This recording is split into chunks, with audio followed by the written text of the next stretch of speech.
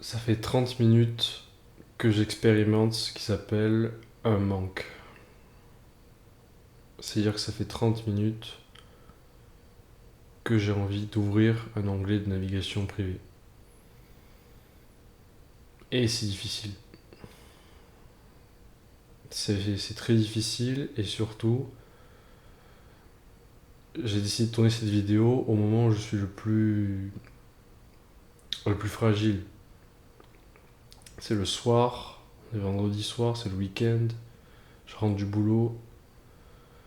C'est le moment où j'ai le moins de volonté. Et c'est pas le sujet de la vidéo, je sais que t'es pas venu pour ça, mais j'aime l'authenticité, j'aime la transparence, et là actuellement, je ressens un manque. J'ai envie d'y aller. Et la seule chose qui me retienne, c'est cette vidéo, c'est de te parler là maintenant. Ça fait que je me dis non, c'est stupide. Tu vas pas tout foutre en l'air pour 5 minutes, même pas de plaisir. De plaisir. Du coup, avant de commencer le sujet de la vidéo, qui n'a rien à voir avec ça, je vais prendre un peu une profonde respiration.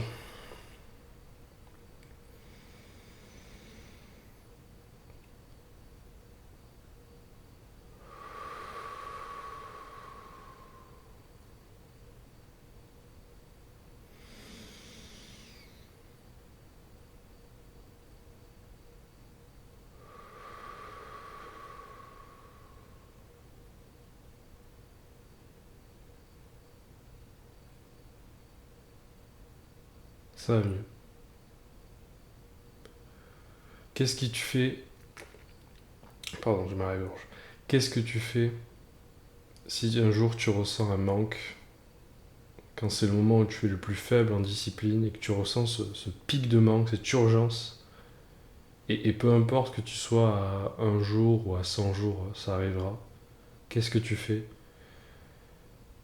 Tu prends une douche froide et tu respires profondément. Et ça passe. Ça passe, c'est pas aussi difficile que tu ne le penses. Là, ça y est, je suis passé à autre chose. Je suis présent, je suis là dans la vidéo, je te parle, et je vais pouvoir commencer ce que j'avais prévu de faire à la base. Mais là, c'est bon, je suis serein, je suis présent.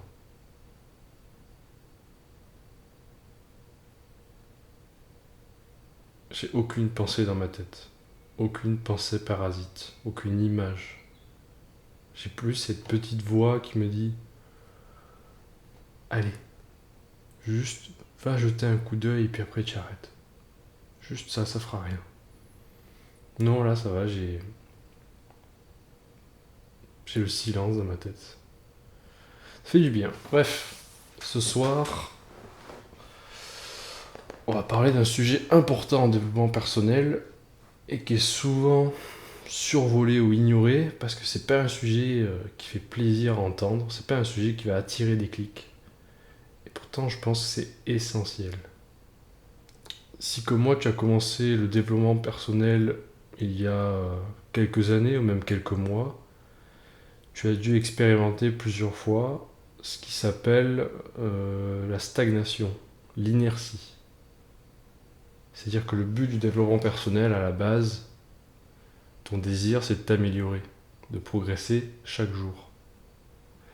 Mais tu as dû remarquer que après les premières semaines, les premiers mois, on va dire les premiers 3 mois de progrès, d'excitation, de découverte de ce que c'est le développement personnel, tu vas à la muscu, tu essayes la méditation, tu pars en dopamine détox, sûrement tu as dû te rendre compte que bah, tu n'atteins pas tes objectifs. Tu progresses pas autant que tu le voulais. Tu progresses, mais pas autant que ce que tu avais prévu. Tu n'atteins pas tes objectifs, tu retombes dans tes addictions. Alors qu'au début, tu étais hyper excité, tu disais ça y est, je vais plus retomber dans mes addictions, je vais prendre que des bonnes habitudes. Et plus le temps passe, plus tu te rends compte que tu stagnes. Tu stagnes, voire tu régresses. Et déjà, j'aimerais te dire que c'est normal.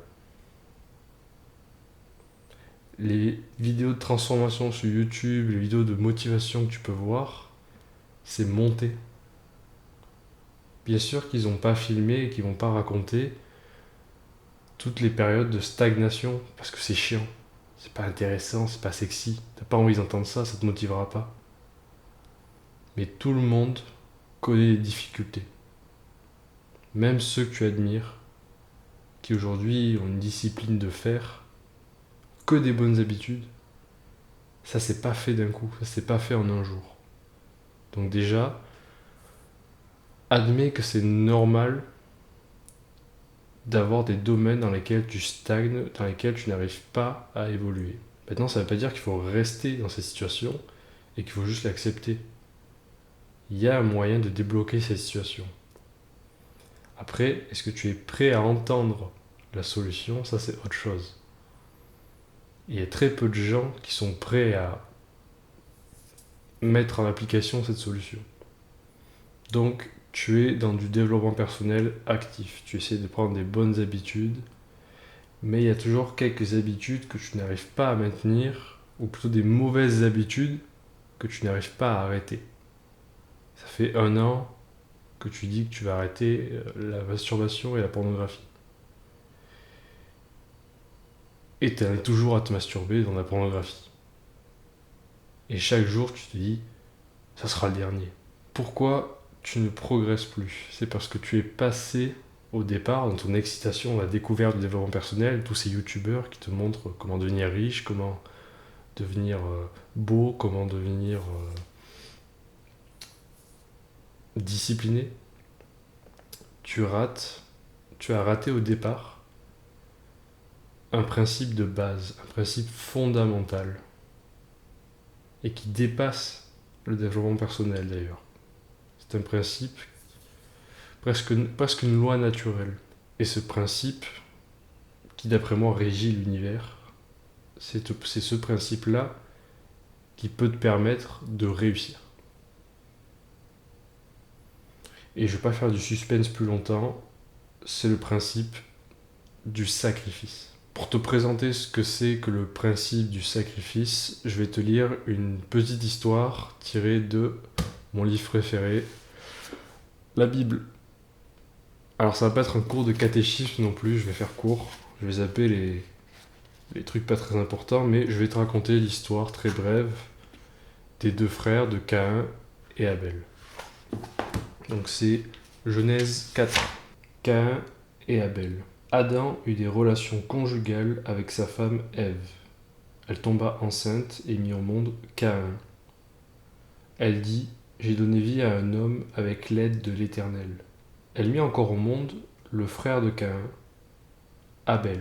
Abel fut berger et Caïn fut cultivateur. Au bout de quelque temps, Caïn fit une offrande des produits de la terre à l'Éternel. De son côté, Abel en fit une des premiers-nés de son troupeau et de leur graisse. L'Éternel porta un regard favorable sur Abel et sur son offrande, mais pas sur Caïn. Caïn fut très irrité, et il arbora un air sombre. L'Éternel dit à Caïn: Pourquoi es-tu irrité, et pourquoi abordes-tu un air sombre? Certainement, si tu agis bien, tu te relèveras. Si en revanche tu agis mal, le péché est couché à la porte et ses désirs se portent vers toi, et c'est à toi de dominer sur lui. Cependant, Caïn dit à son frère Abel: Allons dans les champs. Et, alors qu'ils étaient dans les champs, il se jeta sur lui et le tua. Donc tu as compris, Abel et Caïn sont 2 frères. Ce sont les fils d'Adam et Ève. Caïn et Abel, tous les deux, font des offrandes, font des sacrifices au Créateur, à Dieu. Sauf qu'il n'y a que Abel qui est récompensé. Caïn est ignoré. Et donc Caïn, il s'énerve parce qu'il sacrifie le produit de son labeur et il n'a aucune récompense. Caïn va développer ce qui s'appelle du ressentiment pour son frère et donc il va le tuer. Ce que n'a pas compris Caïn, c'est que ce n'était pas la faute de son frère si Dieu l'ignorait. C'était de sa faute. C'était parce qu'il ne sacrifiait pas assez. Il y a 2 ans, j'étais dans la même situation que Caïn. Il y a 2 ans, je préparais 2 concours en même temps. Celui de l'ENS à Lyon et celui de la Cinéfabrique à Lyon aussi. Et j'ai beaucoup sacrifié pour réussir ces deux concours. Et ben j'ai raté les deux. J'ai raté les deux et je me suis retrouvé à la fac. J'ai beau avoir essayé de me maîtriser pendant tout l'été, il y a quelque chose de vicieux qui s'est développé en moi. Quelque chose qui s'appelle du ressentiment.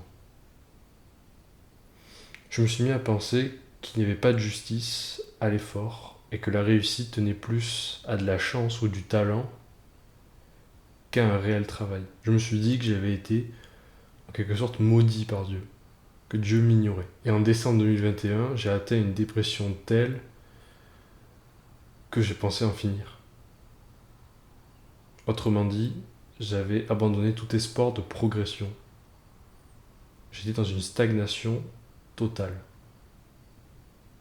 sur tous les aspects de ma vie. Et à ce moment-là, je vis en appartement, je vis dans un grand appartement, payé par les parents, avec ma copine. Donc je vis dans une situation assez confortable, même rêvée.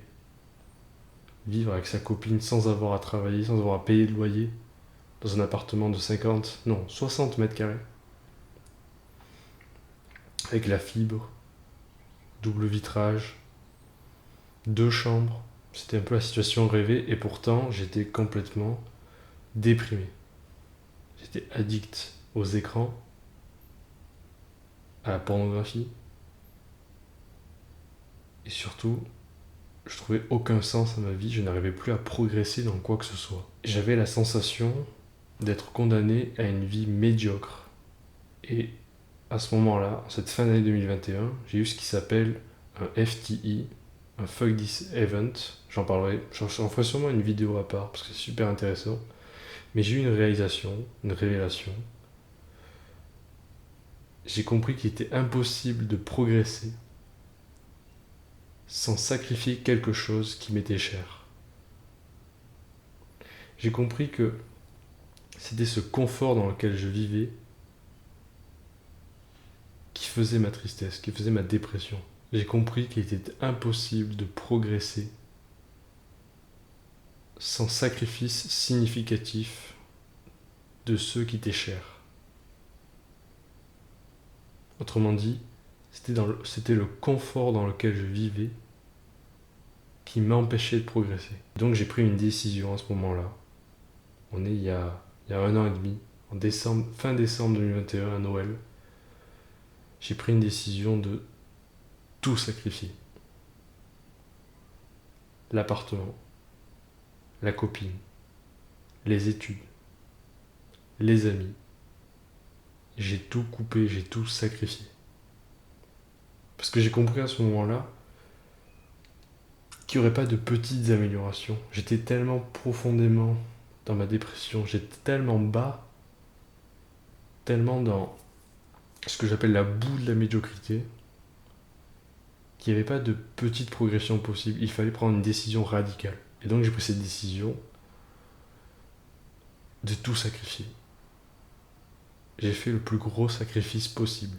Et bien devine quoi? C'était pas suffisant. C'était pas suffisant parce que une fois que je me retrouvais tout seul, que je suis revenu ici, ben je suis retombé dans une stagnation, à nouveau. Je progressais au niveau sportif, au niveau transformation physique, mais dans d'autres domaines comme la productivité, comme les mauvaises habitudes, je stagnais, je restais toujours au même point, et 6 mois après, j'étais toujours au même point, au même endroit. Et ça m'a frustré, ça m'a énervé. Je me dis, c'est pas possible, comment tu peux perdre autant de temps, le temps est si précieux.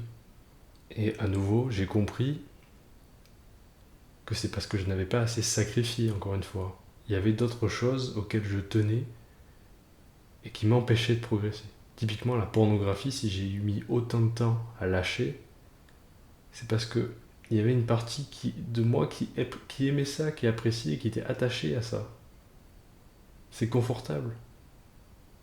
Ce qui n'est pas confortable, c'est endurer le manque, comme en début de la vidéo. Ça, c'est pas confortable du tout.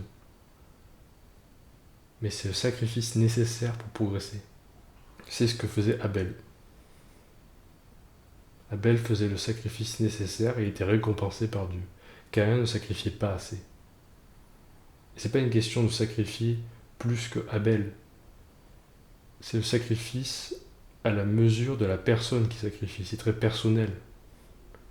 Pour certains, sacrifier sa copine, c'est rien parce que certains s'en foutent, ils sont pas attachés. Mais pour moi, c'était un sacrifice significatif parce que je l'aimais. J'étais bien avec elle.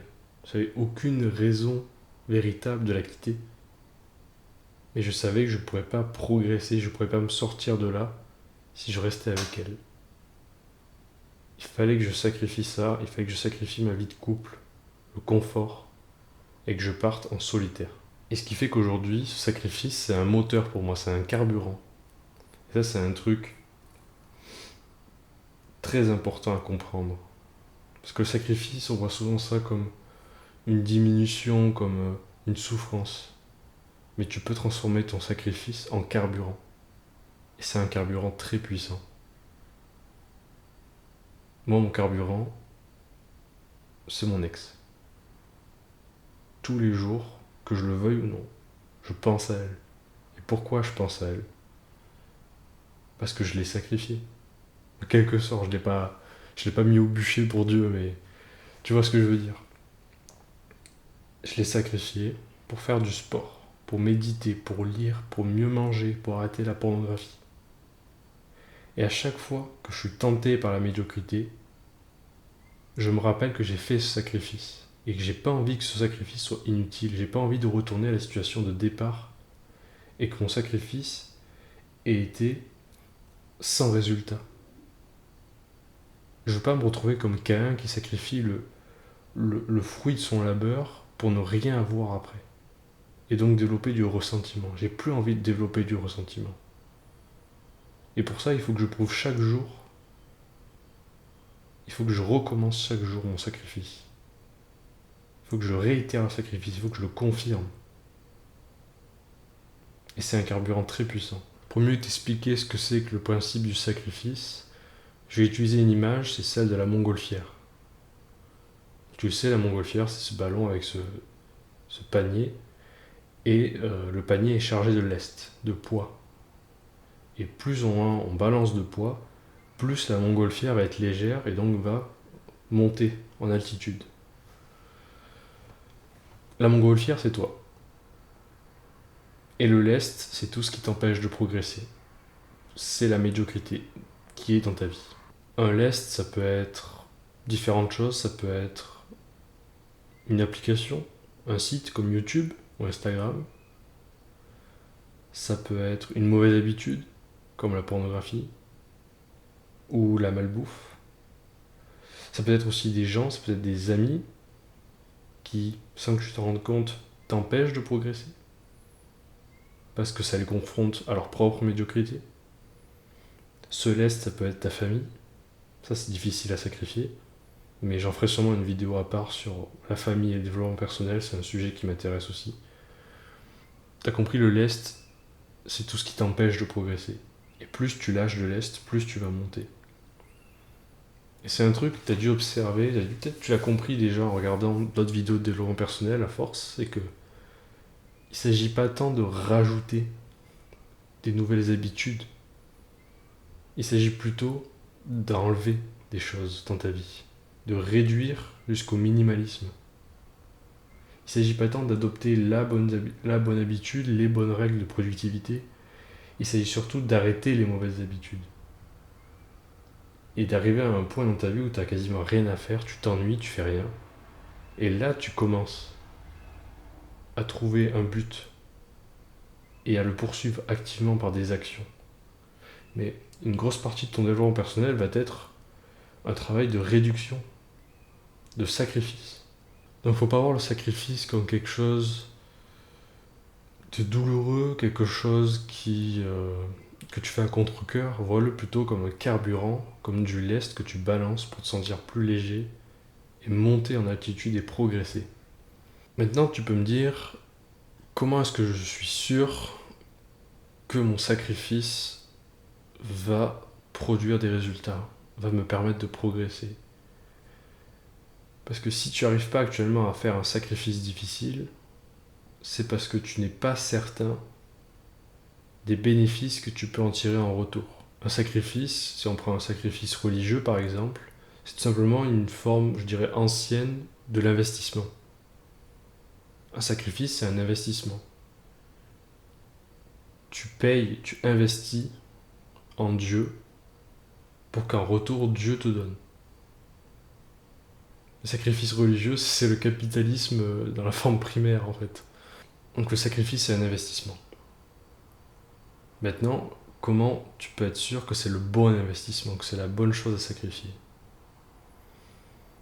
Je pourrais déjà te dire que sûrement tu le sais intrinsèquement, tu le sais en toi-même, dans ton subconscient, qu'est-ce que tu dois sacrifier, qu'est-ce qui va te permettre de progresser.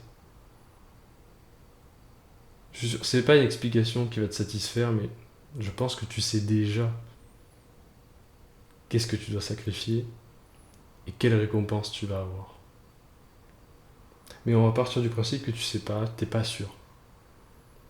Est-ce que vraiment, si j'arrête les réseaux sociaux, ça va être un sacrifice qui va être bénéfique pour moi?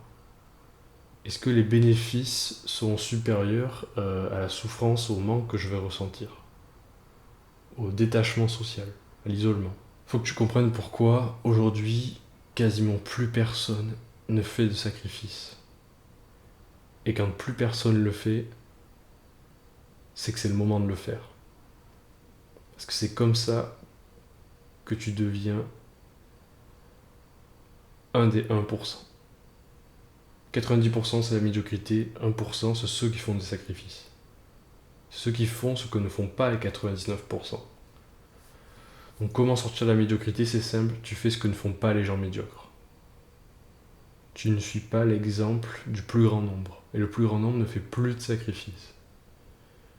Et je me suis posé la question en écrivant cette vidéo, en la préparant, pourquoi les gens ne font plus de sacrifices, ils ne sont plus prêts à sacrifier. Et je suis pas certain, mais je pense que c'est un lien avec la disparition de la religion. La religion a institué le sacrifice, la notion de donner pour recevoir. Et à mesure que la religion disparaît, c'est l'individualisme qui monte. Et l'individualisme, c'est recevoir et peut-être donner après. Peut-être. Mais d'abord recevoir. D'abord recevoir. Il faut que ça soit certain de recevoir. J'investis pas si je suis pas sûr de recevoir. Donc je pense que c'est la disparition de la religion qui a entraîné cette conséquence de la raréfication du sacrifice. Parce qu'avant, le sacrifice, c'était quelque chose de commun. C'était quelque chose de très matérialisé. On sacrifiait une bête sauvage ou je sais pas quoi, ce qu'ils voulaient. Il y avait un sacrifice. Il y avait cette notion de donner pour recevoir après. Mais ils n'étaient pas sûrs de recevoir.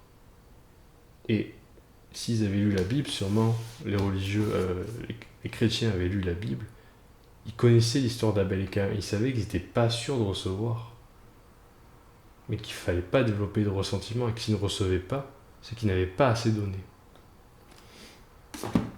Donc comment faire? On en vient à la question centrale. Tu progresses plus.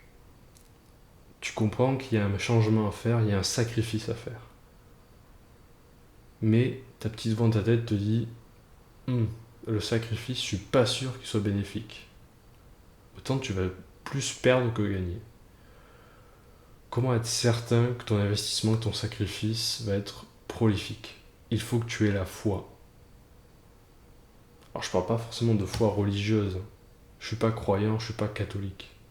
J'ai utilisé l'histoire dans la Bible parce que c'est une histoire qui, je pensais, illustrait bien cette notion de sacrifice. Mais je suis pas religieux. Mais s'il y a bien un truc que je retiens de la religion, c'est la foi.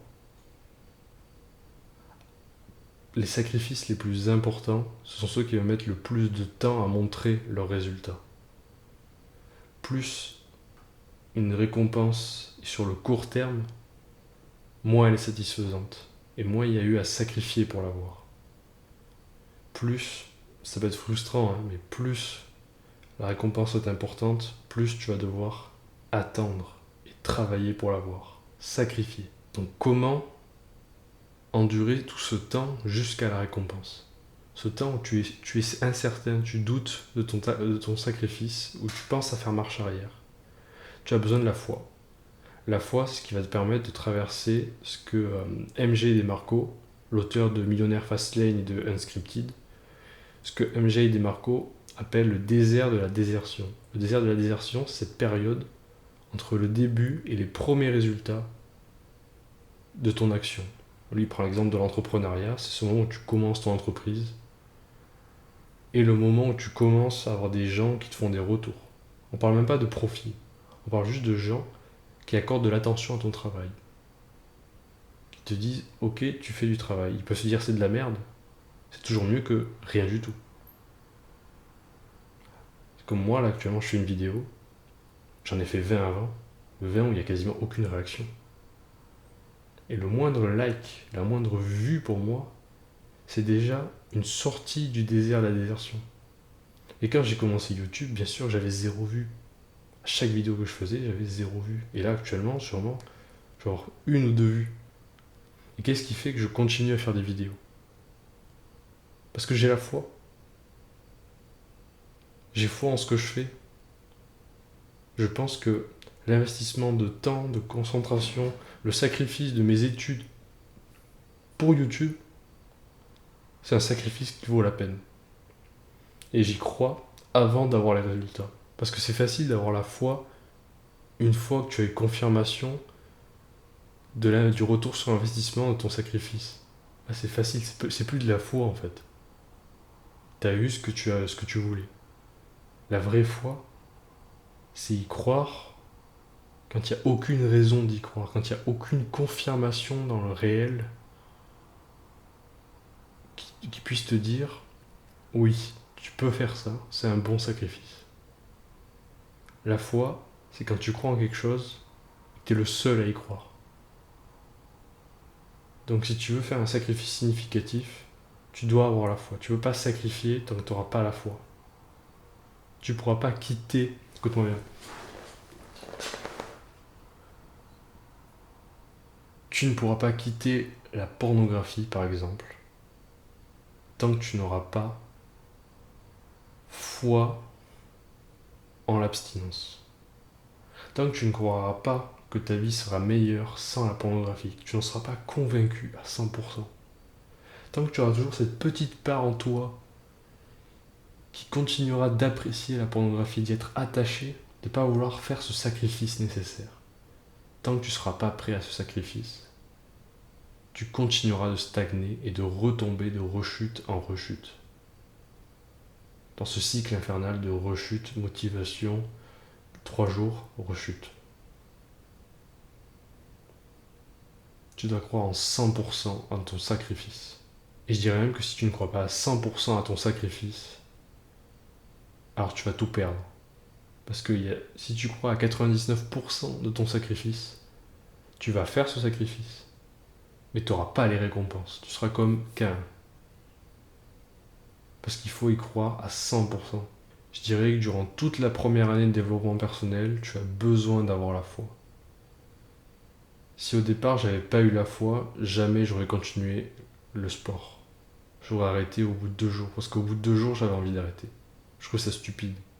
Et personne me donnait la confirmation que oui, c'était un sacrifice qui valait la peine. Oui, passer autant de temps à faire du sport, à manger mieux, à payer pour des protéines, ça valait le coup. J'étais le seul à le croire. Mais j'avais cette vision en moi que aujourd'hui, je ressemblerai à ce que je ressemble aujourd'hui. Aujourd'hui, j'ai plus besoin d'avoir la foi parce que c'est acté, ça fait partie de mon identité. Et pour moi, c'est plus un sacrifice. C'est ça qui est beau avec le principe du sacrifice, c'est que une fois que tu as ta récompense, c'est plus un sacrifice, t'en es même addict, ça devient ce qui s'appelle une bonne habitude. Une fois que tu as eu confirmation, maintes fois, à répétition, que ton sacrifice n'avait pas été vain,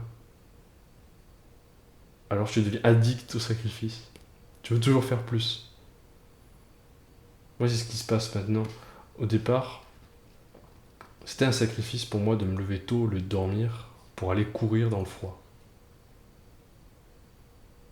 Dimanche, on est vendredi soir, dimanche matin, je vais me lever à 5 heures et je vais courir 42 kilomètres. Et pour moi, c'est plus un sacrifice. Enfin, c'est un sacrifice en soi parce que je pourrais dormir. Mais je le fais avec enthousiasme, je suis excité à l'idée de le faire. De souffrir tout seul à courir pendant 42 kilomètres. Et je sais que ça va me faire progresser. Parce que c'est en dehors de ma zone de confort. Pas parce que je suis content de le faire que c'est pas en dehors de ma zone de confort. Mais à force de sacrifier, tu finis par gagner. Tu finis par même accumuler.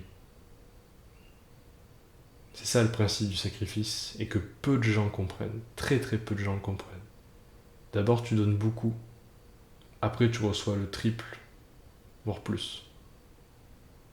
Mais d'abord il faut donner.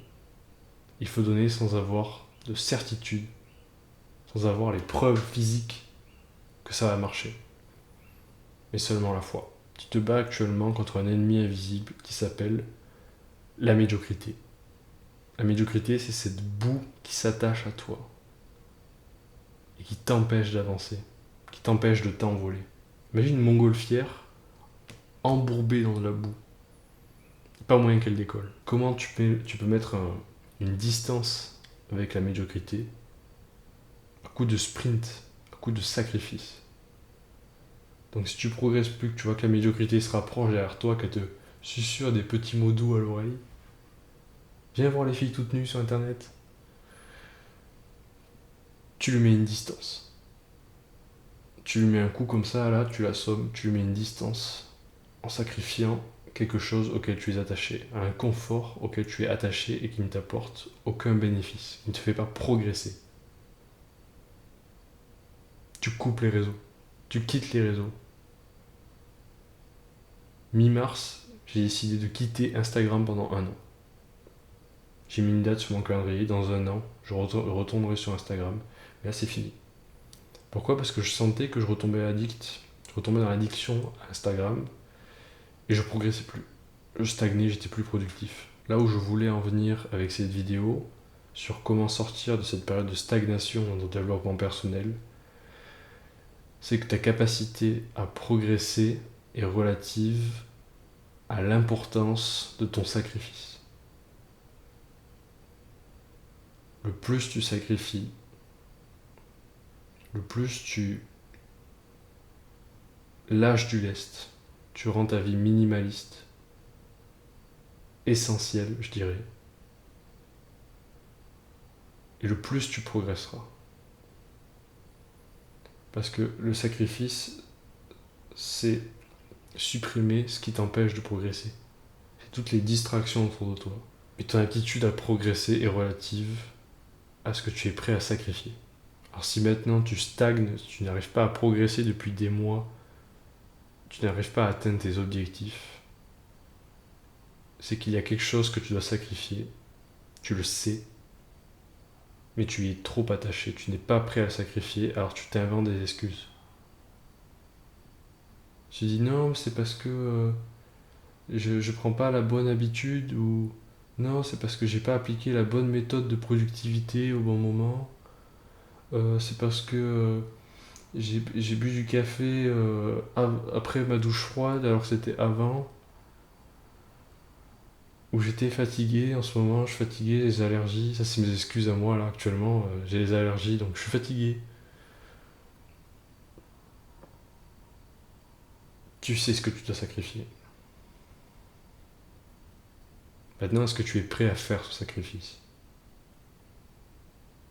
Est-ce que tu es prêt à faire ce qu'il faut faire pour sortir de cette stagnation? Parce que je t'ai dit en début de vidéo que c'est pas anodin, c'est pas juste une erreur de parcours, cette période de stagnation dans le développement personnel. C'est une étape nécessaire, c'est une épreuve, c'est un filtre entre ceux qui voulaient juste l'excitation du développement personnel au début et ceux qui ont de vrais objectifs et qui sont prêts à tout pour les atteindre. Est-ce que tu vas passer ce filtre et atteindre les 1%? Voilà, j'espère que ce principe du sacrifice t'aura aidé, t'aura éclairé et que tu auras identifié ce que tu dois sacrifier. Si tu as identifié ce que tu dois sacrifier, tu peux écrire en commentaire: je dois sacrifier ceci ou cela, ou j'ai sacrifié ceci et cela, et c'est ça qui m'a débloqué. Mais pense que c'est pas une question d'ajouter, c'est une question d'enlever. Tu dois enlever quelque chose dans ta vie qui t'empêche de progresser.